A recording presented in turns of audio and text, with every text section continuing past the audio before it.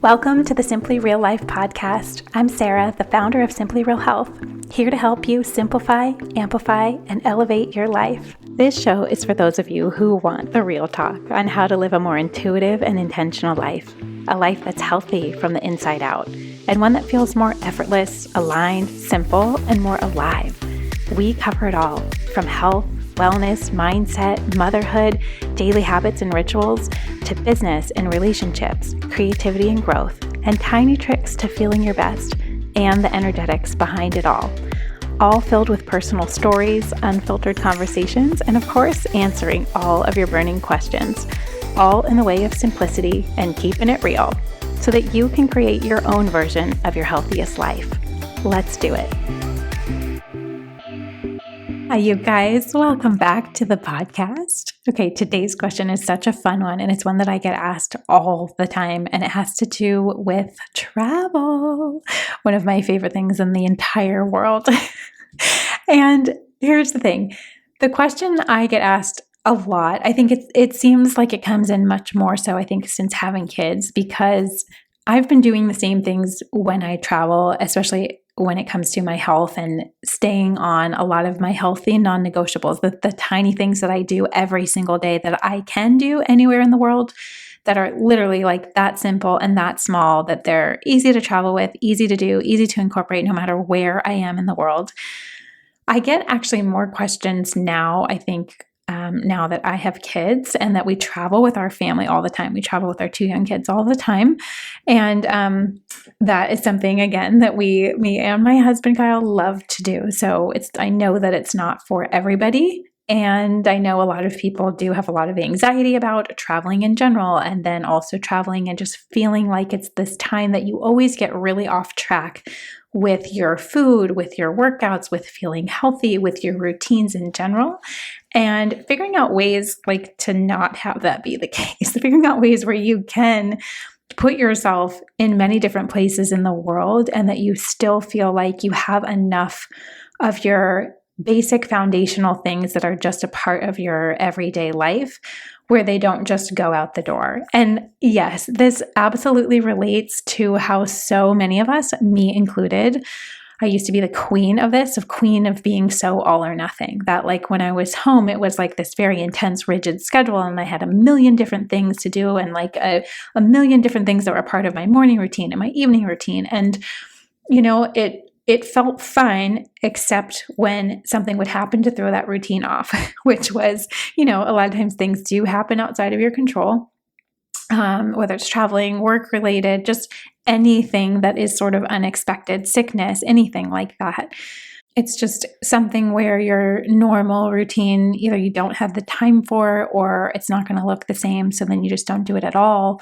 And I think traveling is one of those key areas that we start to tell ourselves like, oh, because I'm in a different location, I don't need to do the things that I know make my body feel really good. So I'm here to say that life is so much better on the other side of being more extreme about it and just finding that like balance that is something that is more practical and doable and things that you can do no matter where you are, especially with a little bit of thought and a little bit of planning. And so the question that I do get asked is just about like, how do you stay healthy when you're traveling? Like, what are your different things? I feel like you have different things you probably created or you just do, because that's, you know, this is obviously what I care about the most and is my passion in life, is feeling healthy and feeling energized.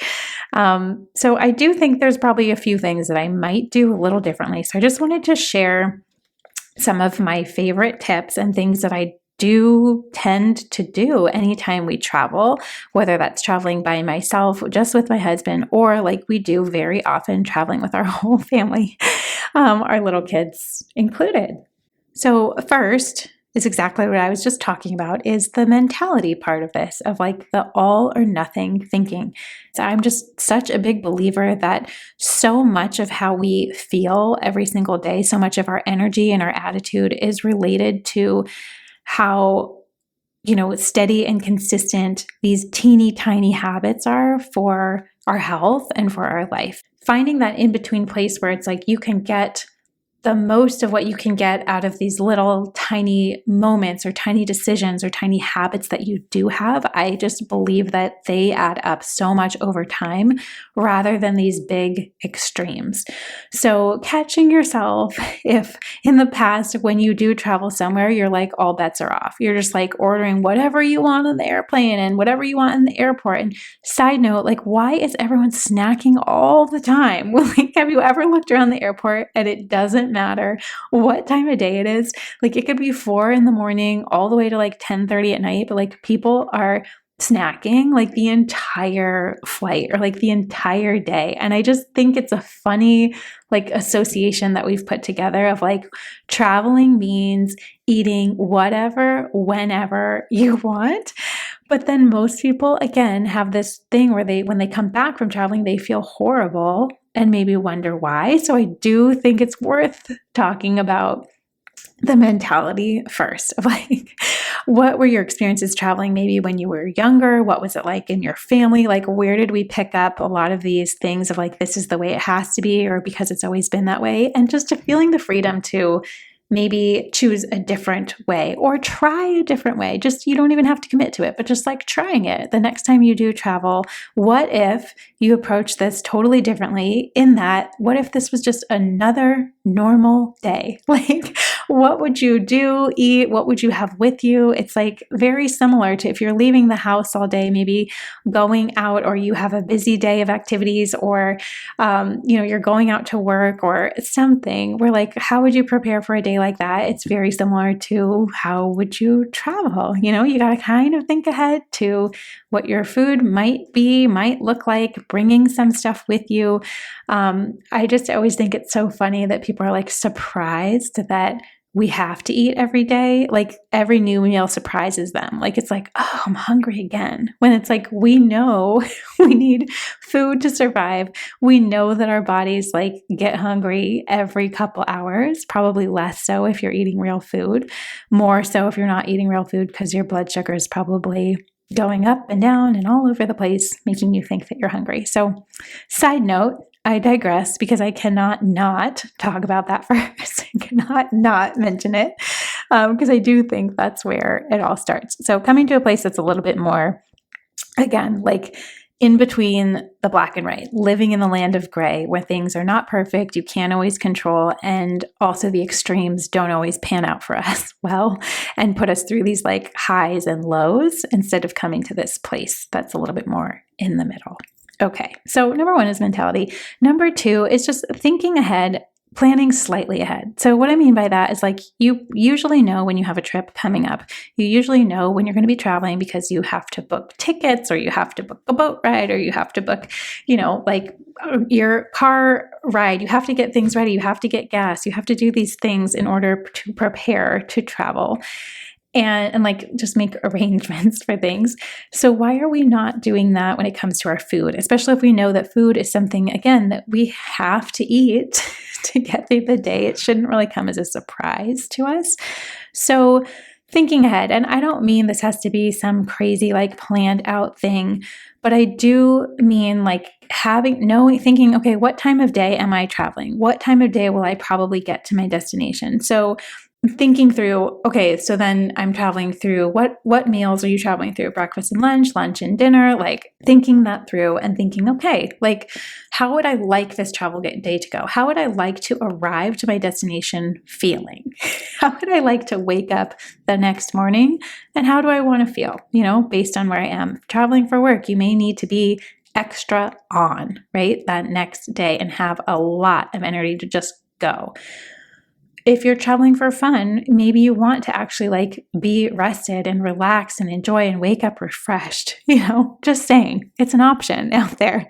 So here's something that can be helpful, thinking through that day. And then maybe you're stopping at the grocery store to have, I always stop especially for kids. And if you're traveling with kids too, and you're thinking about not only yourself, but maybe for your family or for other people that you're traveling with, like, having the supplies around that you need. So oftentimes I will be, in the previous grocery orders, like adding a few extra snacks that I know travel really well, or make sure that I have a couple apples because I know I can cut those up. They travel well. Great. Like some good cheese sticks, some kale chips. I oftentimes make like a sunflower butter or peanut butter, sandwich, or on rice cakes, like things that are just kind of easy, but they're substantial when you're traveling, like having almond butter packets, if you can do nut butters, bringing a banana, or knowing the place you can stop in the airport to get these types of things on the go.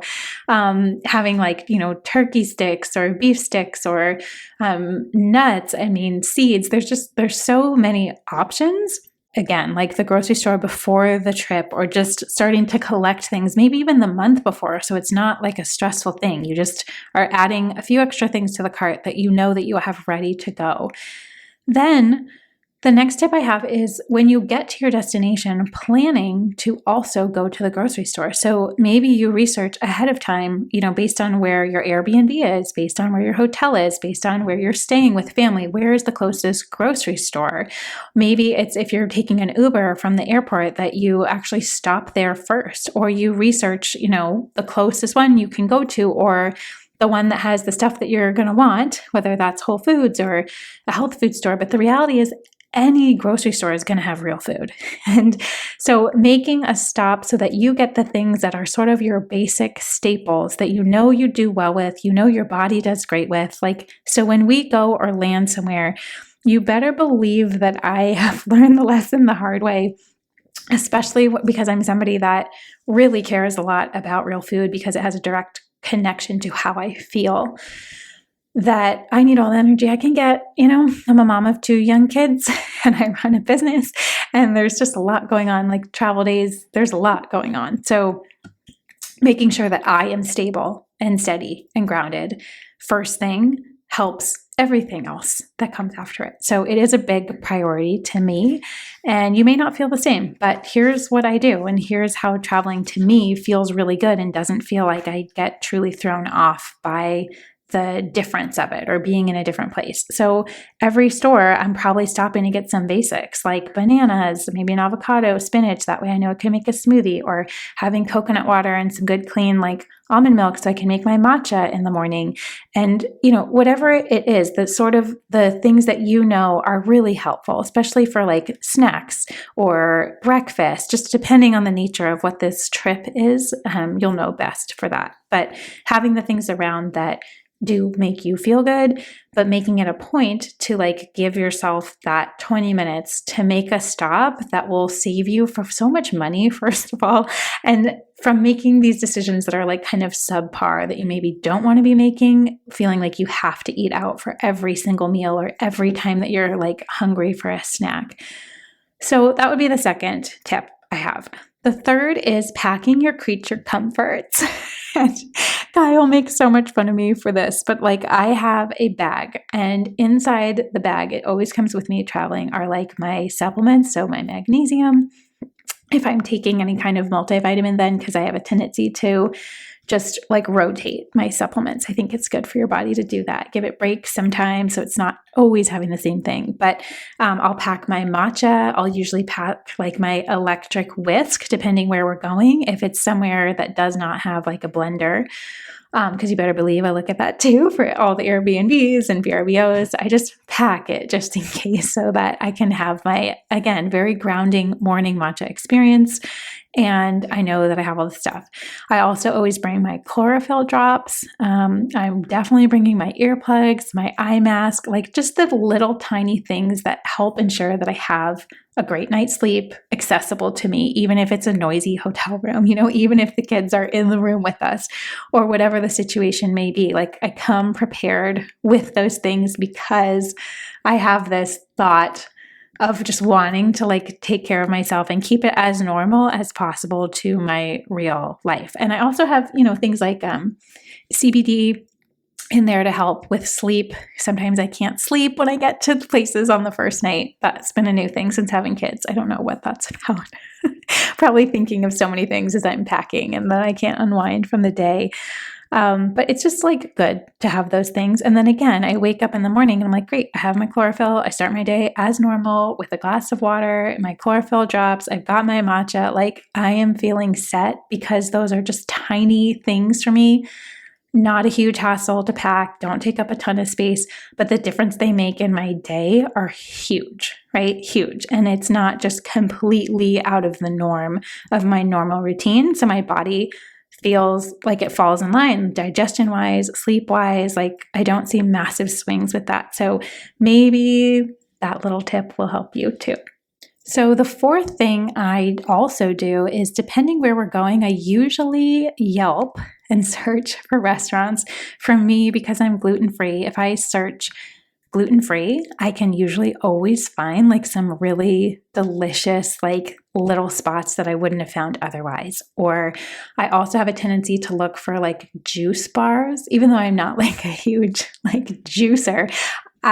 Sometimes those places do have like smoothies or like gluten-free little, treats or other things that I wouldn't have found. I also always look for health food stores. Again, you are learning how truly dorky I am, where I'm like, I want to know this stuff, but it's something that has also kind of rubbed off on Kyle, where now we search for like the fun little like bakeries that maybe have a gluten-free treat for him because he's obsessed with that. And, or the places that maybe do carry matcha. So just starting to think like, what are the search terms, like looking for a health food store, looking for a Whole Foods, looking for something that's gluten-free so don't forget about that. It's actually a great tool and way to explore things, especially that are around you or close to you that you maybe wouldn't have found, that are ways to like sprinkle into your trip, like having a smoothie or having a juice or something that is also very nourishing. The next thing I will say about traveling is just starting to think, even before your trip, of like defining the things that you love that are maybe outside the realm of your normal day-to-day, like eating or drinking experiences. But like, what are the things you actually love and care about? Like whether that's a great glass of wine with your dinner, or it's the perfect margarita, me, or chips and salsa, also me, guacamole, also me. Like starting to think like, what are the things you love and care about? Like for me, I don't really care about gluten-free treats, like a gluten-free scone or a muffin. I'm kind of like, I don't know. I don't really get it. It's not my thing, but it definitely is for Kyle, So like we make the room and time on our trips for those things that he loves.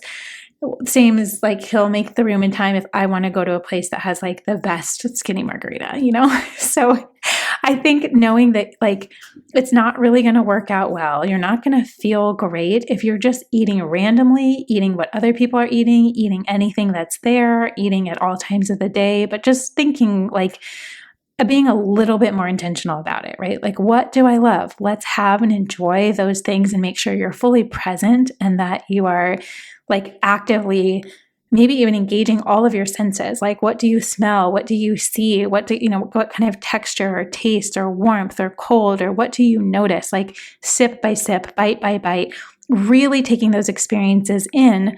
I think there's something so beautiful about travel, about being outside of your normal everyday routines, where you can really like enjoy the ambiance more and you can be more present because everything is sort of stimulating and new to you.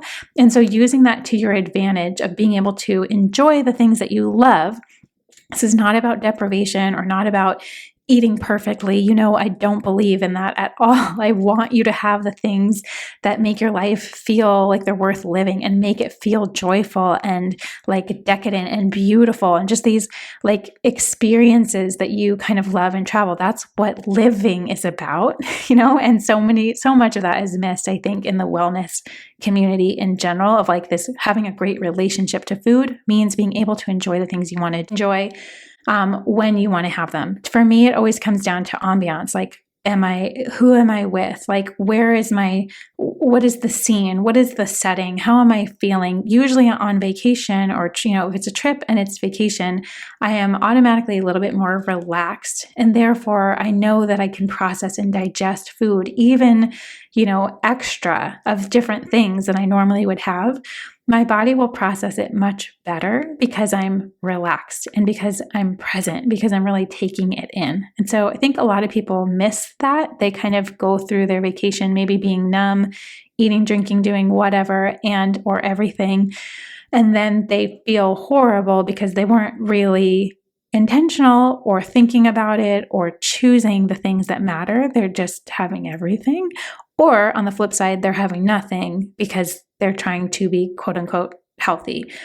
So I just think there's a balance in between. Next up, just a little side tip, because this is something that goes through my head because of the feeling that it helps create. And it sets a little bit of like, almost like gamifies it for me of like every day just trying to have at least one big serving of veggies. And so I usually know it usually means a green smoothie or a salad. Those are like the easiest things I think to get when you are traveling, again, depending where you're going, but either buying the stuff so that you have it, figuring out in your schedule the day, or finding places that serve that type of food. Again, back to Yelp, back to like finding those places. I usually end up buying it in so that I know we could do like big smoothie bowls for lunch or something. But having one of your meals be veggie dominant so that you know you're at least getting a lot of nutrients in, you're getting the fiber in, you're getting just these micronutrients to help flood your body and your cells with the good stuff so that you also do have room for the other things that you want to have. So just a little game. That's the best way I think to put it.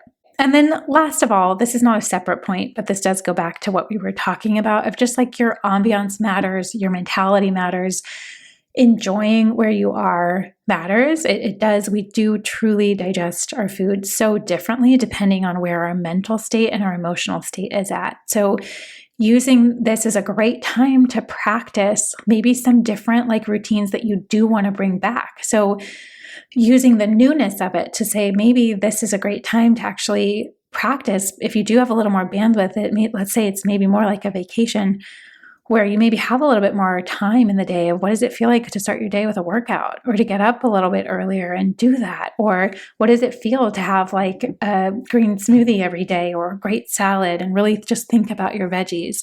What does it feel like to like drink enough water? That's a huge one, I think, when you travel, just like being prepared, having either buying water at the airport for your travel day, traveling with a reusable water bottle. Like I do those things and it really helps kind of keep you, again, your body grounded, steady, hydrated, feeling like it is nourished from a cellular level really changes how you experience the whole trip and how you feel. It's just a great time to test and play and let go of some of those rigid routines. But again, keep the things in your life that really do matter and really do help your body. Very last tip, and this definitely applies if you are traveling with kids, is to just like pack some extra snacks in your suitcase because you know that they're always hungry. It doesn't always make sense to stop, especially for like meals, if all they need is like a little snack.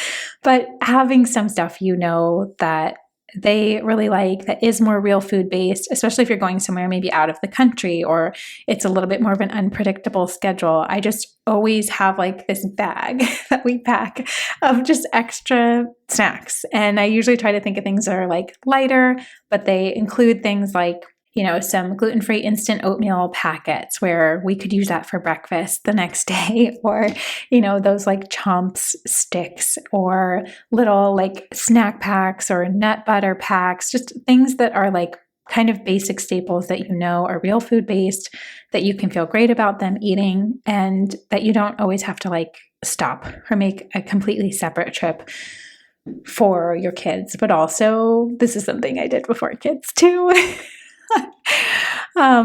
Hopefully this helps give you a few extra ideas and little things that you could try the next time you're traveling. I know as we get into spring and spring breaks and summer that there's just a lot more opportunities for that to happen for most of us. And so I hope that you'll kind of see it as a new opportunity for yourself too, to try some things out and maybe test out a different mentality to go in with it too, or to bring some extra things along that maybe you've never done before, or even just to simply think like, what are my own non-negotiables? What are the tiny things that I do every day or would be easy for me to do every day, no matter where I am in the world. Things like eating vegetables, drinking enough water, maybe moving your body some way, somehow, or getting fresh air.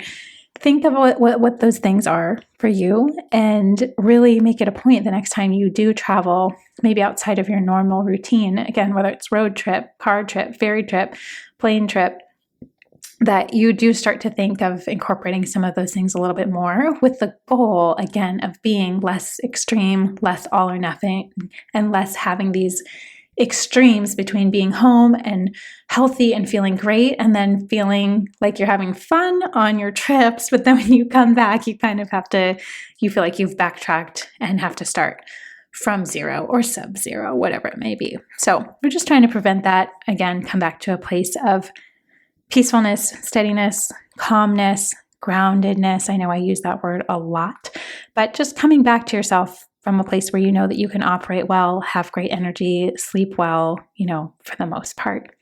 I hope that this was helpful.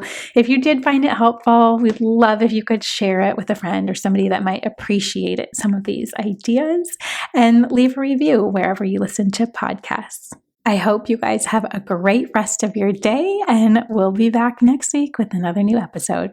If you enjoyed this episode and want more like it, make sure you're subscribed to the Simply Real Life podcast wherever you listen to podcasts, and maybe share it with a friend or two. That would mean the world.